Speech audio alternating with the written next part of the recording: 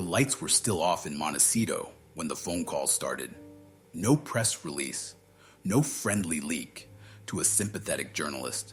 Just Harry, moving fast, before dawn even touched California's coastline.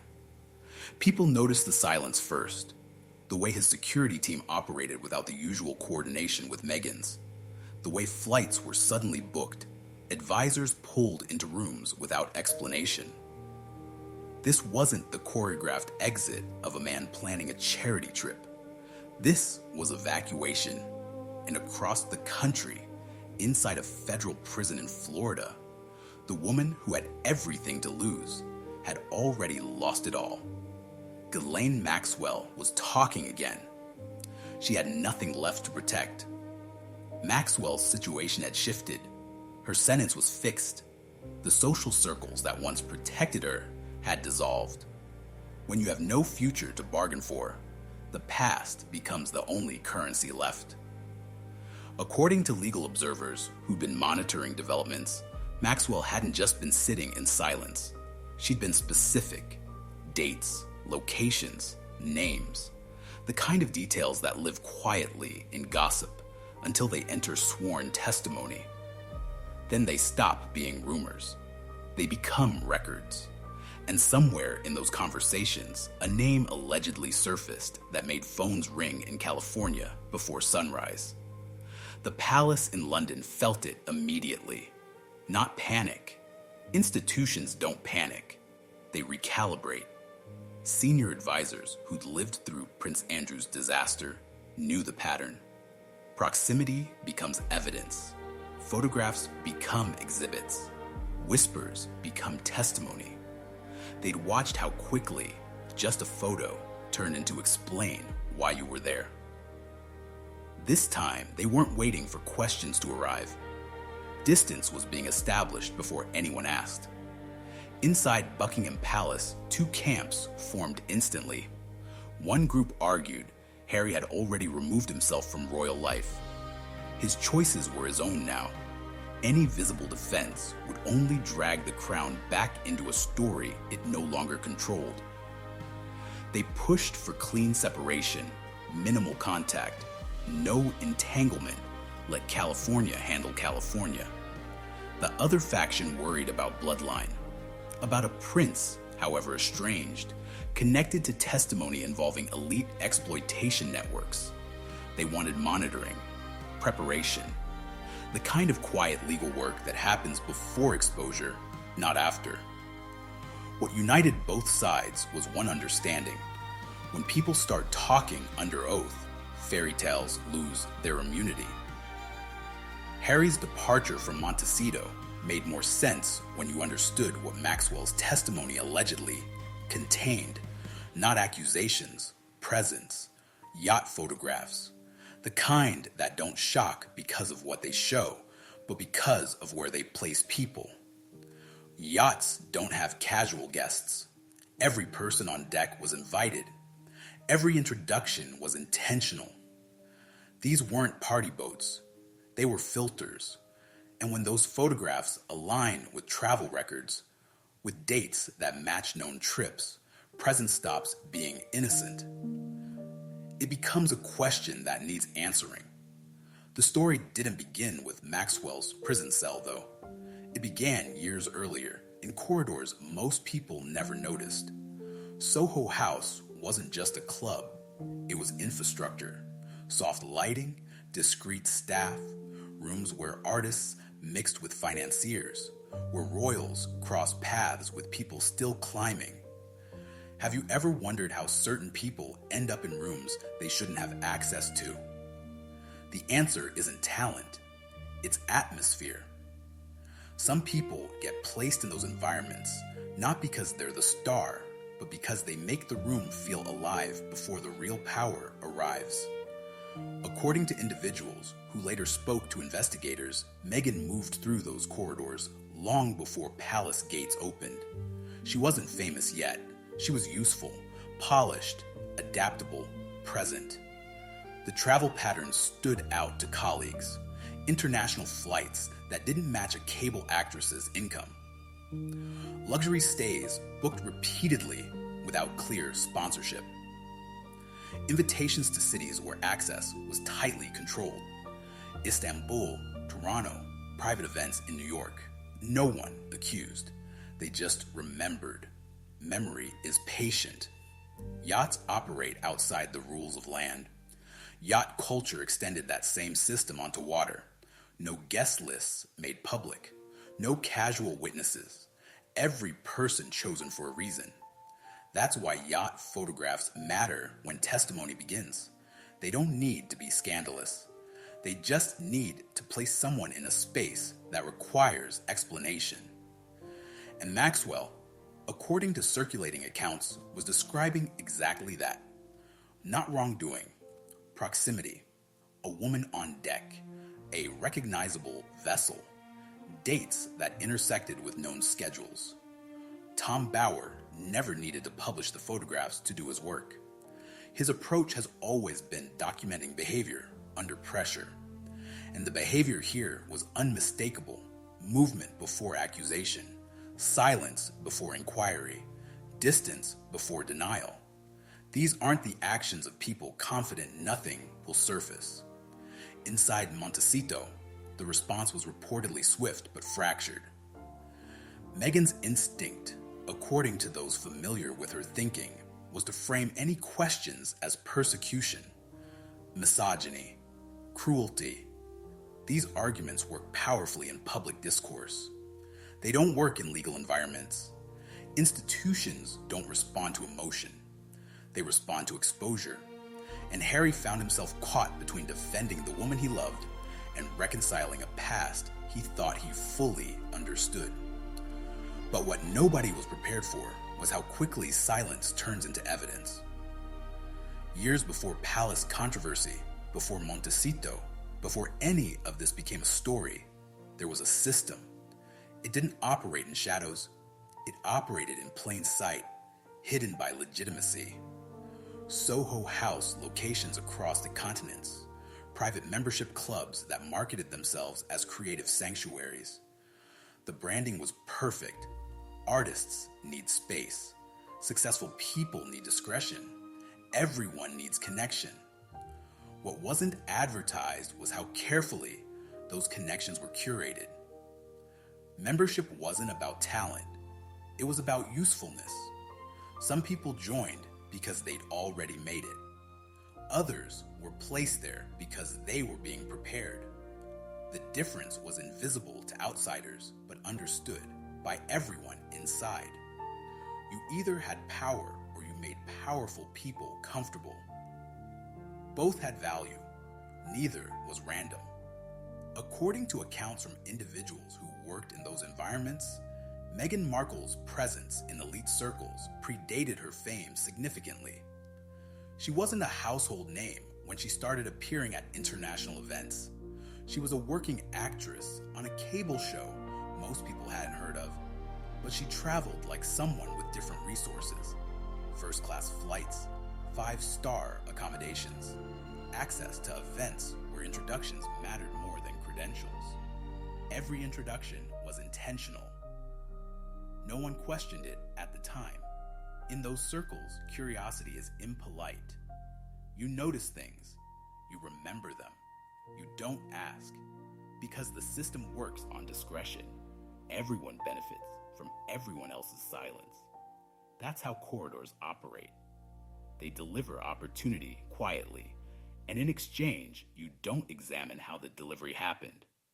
Yacht culture was the offshore extension of that same philosophy. Yachts function outside jurisdictions, outside scrutiny, outside the casual documentation that defines life on land. There are no accidental encounters at sea. Every guest is chosen. Every deck conversation happens because someone wanted those specific people in proximity. When you're invited onto a yacht, you're not just attending an event. You're entering a curated environment where your presence will be remembered, even if it's never discussed. The yachts that mattered weren't the ones celebrities posted about on Instagram. They were the ones nobody posted about. The vessels owned by financiers whose names don't trend. The trips that aligned with work travel but involved no cameras, no press, no public record, just people, introductions, and the kind of access that changes careers without explanation. Maxwell's world intersected with that system seamlessly. She wasn't running it, she was facilitating it. Her role was to make powerful men feel comfortable, to ensure the right people were in the right rooms, to create environments where business that couldn't happen in boardrooms could happen casually, over drinks, on a deck under stars. Doesn't it seem convenient how certain people always ended up in the same elite spaces? It wasn't convenience, it was design. When Maxwell's alleged testimony began circulating among legal circles, it wasn't accusations that worried palace advisors. It was corroboration. She wasn't claiming crimes, she was describing environments, dates, locations, photographs that placed people in contexts they'd never publicly acknowledged. That's more destabilizing than scandal. Scandal can be denied. Context just sits there, waiting for explanation. For Meghan, the threat wasn't what Maxwell might accuse her of. The threat was what Maxwell might remember. That she'd been present, that her name might appear in conversation not as a perpetrator, but as part of the atmosphere. In testimony, proximity is enough. You don't need wrongdoing. You just need to have been there when wrongdoing was happening nearby. And once that's established, every past appearance gets re-examined. The palace's response to this wasn't immediate defense, it was mapping. Legal teams started pulling travel records. Protocol officers cross-referenced dates. This wasn't about belief or disbelief, it was about preparedness. When stories move from gossip to legal proceedings, institutions that survive are the ones that anticipated the shift. Prince Harry, according to sources close to the situation, was struggling to process the scope. He'd entered Meghan's world believing her past was fully known. She'd been an actress, she'd traveled, she'd networked. That was the story. Reinvention was part of the narrative he'd accepted. What unsettled him now was realizing that reinvention requires other people's silence. And silence, once someone decides to break it, cannot be resealed. Memory is patient. Inside Montecito, the fracture was growing, Harry defending, Meghan framing questions as attacks, advisors urging caution but unable to promise protection. The problem with building a life on transparency and rejecting institutional secrecy is that when secrecy becomes necessary, you have no infrastructure for it. California offered freedom. It couldn't offer insulation. Tom Bauer's shadow reappeared here, not through publication, but through awareness. His work has never required proving every detail. It requires documenting the reaction to potential details, and the reaction was unmistakable. Movement before questions, distance before accusations, silence that felt heavier than denial. When people with nothing to hide act like people with something to protect, the distinction collapses. By the time this phase ended, the story had evolved beyond scandal.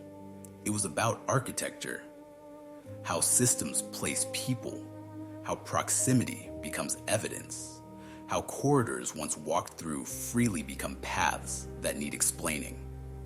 The yacht photographs, whether they ever surfaced publicly or not, had already done their work. They'd made the past present again. The system was never designed to leave traces. The morning Harry left Montecito wasn't dramatic in the way movies make departures dramatic. There was no shouting, no slam doors, just logistics moving faster than explanation. Security briefings happening in fragments, phones ringing before Meghan was awake. Movement that looked sudden to outsiders but felt inevitable to anyone watching the pressure build. Because by this point, the issue wasn't whether photographs existed. The issue was that their potential existence had already changed behavior. And in royal history, preemptive silence has always meant the same thing. Something's coming. Inside Buckingham Palace, the division between advisors had hardened into strategy. The faction pushing for separation had won, not through argument, but through institutional instinct. The crown protects itself first, always. When a prince's proximity to testimony becomes a liability, distance isn't cruelty, it's survival. Communication with Harry cooled immediately. Informal channels closed. The warmth he'd once relied on was replaced with protocol. For someone who'd already felt abandoned by the institution, this recalibration was devastating, but it was also predictable. Senior figures remembered Prince Andrew's unraveling too clearly. They'd watched how defending him too early, too forcefully, had only amplified the story. How every denial gave media new angles. How proximity became contagion. This time, they weren't making the same mistake. If questions came, they wanted the answer to be simple. Harry left. He built his own life. His choices are his own. When institutions anticipate risk, they reduce proximity before the risk fully materializes. Maxwell's alleged testimony was circulating in legal commentary now, not just rumor. Lawyers familiar with federal proceedings noted that her cooperation discussions had moved beyond general themes. She was reportedly providing specifics, not about crimes, but about environments. Who was where? When? Why certain people kept appearing in the same elite circles? This wasn't courtroom drama yet. It was the foundation being laid for something that could become courtroom drama. And foundations, once laid, are hard to dismantle. The yacht photographs, according to accounts from those connected to the legal discussions, weren't explicit. They didn't need to be. One reportedly showed a woman on a deck, luxury vessel, Mediterranean backdrop. Recognizable faces in soft focus behind her. The date aligned too neatly with a known trip. Alone, it proved nothing. Combined with testimony about how guests were selected, about the purpose of these gatherings, about who facilitated introductions, it became evidence of presence in a system. For Meghan, this was the nightmare scenario. Not accusation, but association. Not wrongdoing, but context. How do you defend yourself against a photograph that only proves you were somewhere? The answer is, you can't. You can explain why you were there, but explanation requires acknowledging presence. And acknowledgement opens every other question about every other time, every other yacht, every other introduction that didn't come through traditional channels. Harry's role had shifted from partner to shield.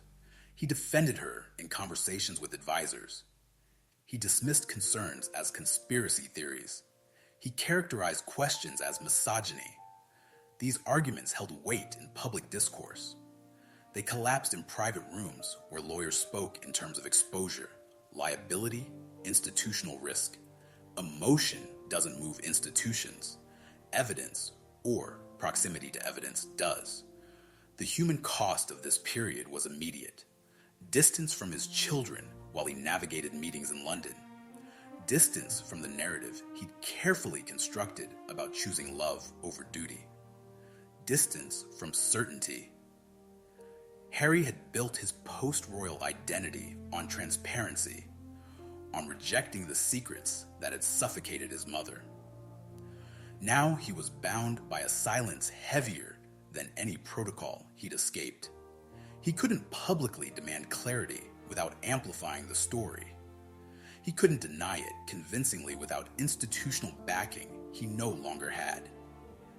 Meghan's response, according to later accounts, was consistent with her pattern. Frame it emotionally, position questions as cruelty, emphasize trauma and persecution. This works in media. It's ineffective when testimony is involved. Courts don't care about framing. They care about facts, or in this case, about verifiable presence in spaces where facts became complicated.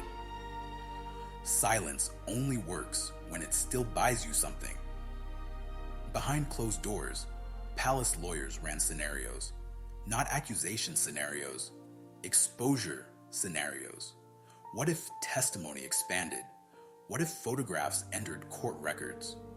What if names were spoken under oath in federal proceedings that media could report on without liability? The goal wasn't to act. It was to be ready, to have distance already established, to have separation documented in ways that couldn't be questioned later. By the end of this phase, the story had moved past scandal into something more structural.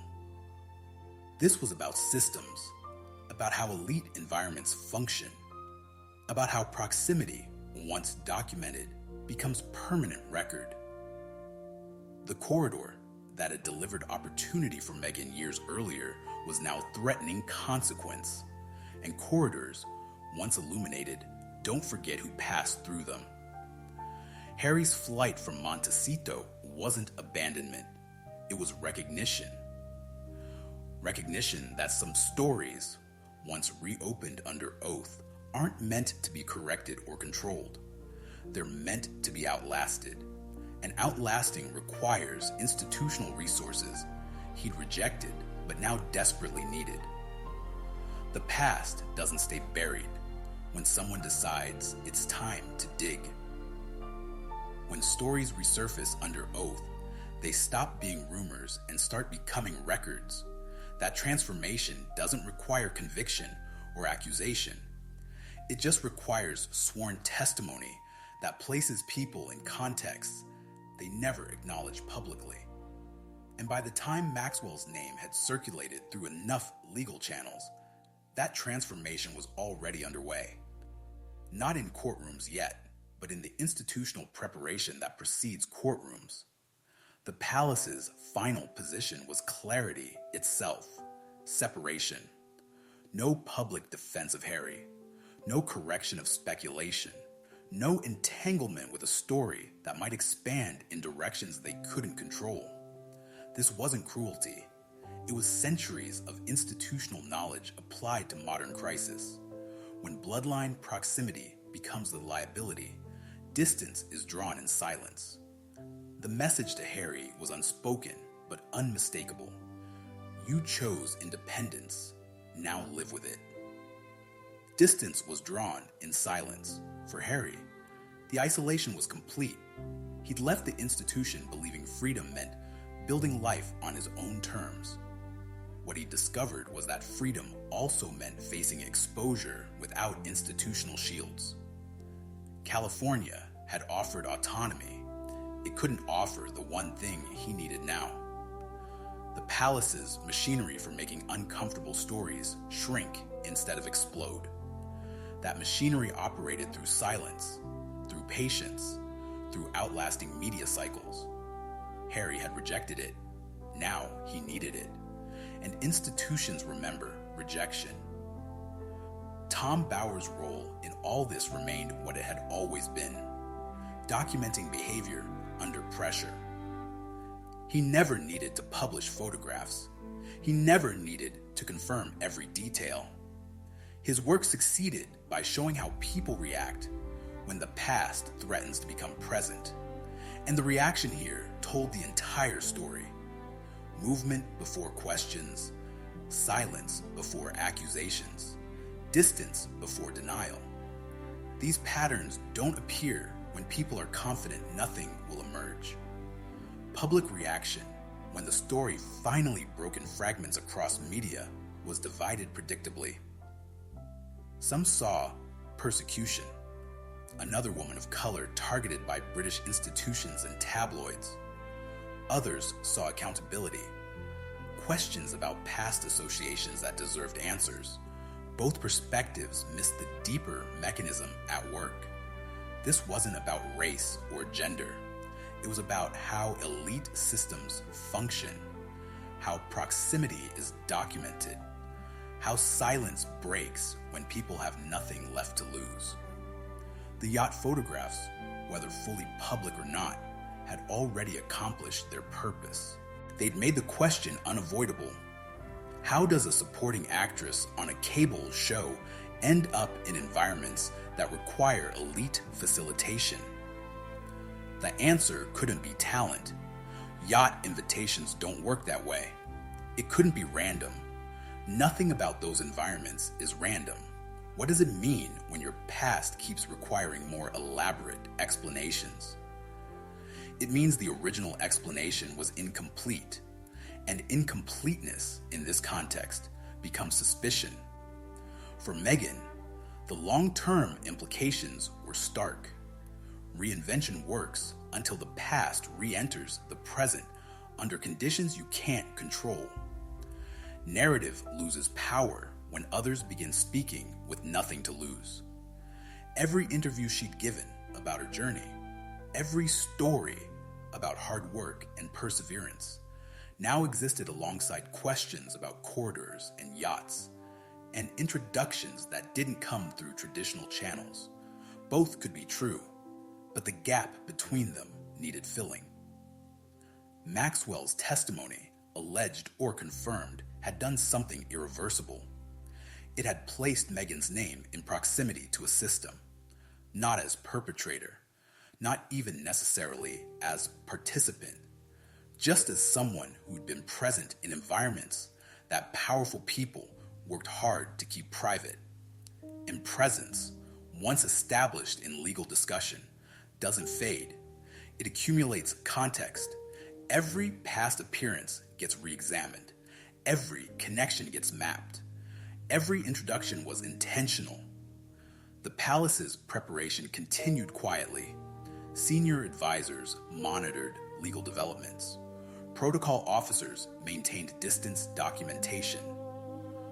No one was predicting scandal.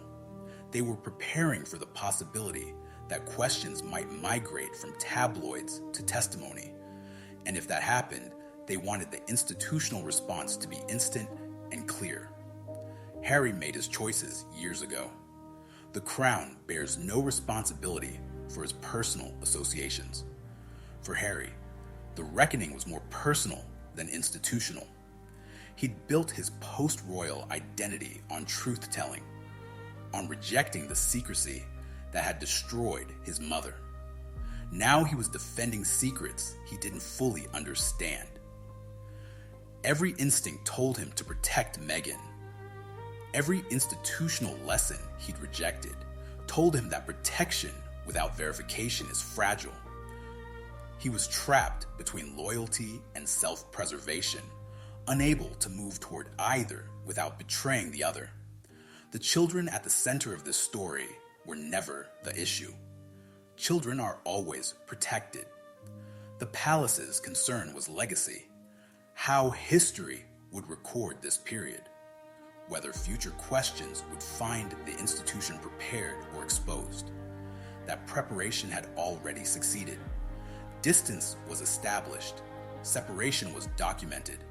If testimony expanded, the crown would be insulated.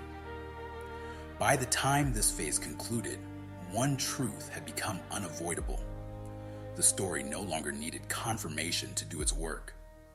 The reaction had rewritten it. Silence had replaced denial. Distance had replaced defense. Movement had replaced explanation. And in institutional memory, these patterns would be remembered long after specific details faded. Maxwell's time in a Florida prison cell had accomplished what years of tabloid speculation couldn't.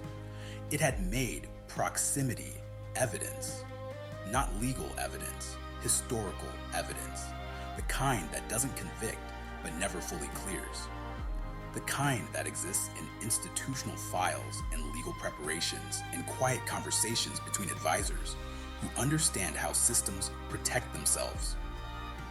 The fairy tale built on reinvention had met the one thing fairy tales can't survive: people with nothing left to lose, deciding to remember out loud.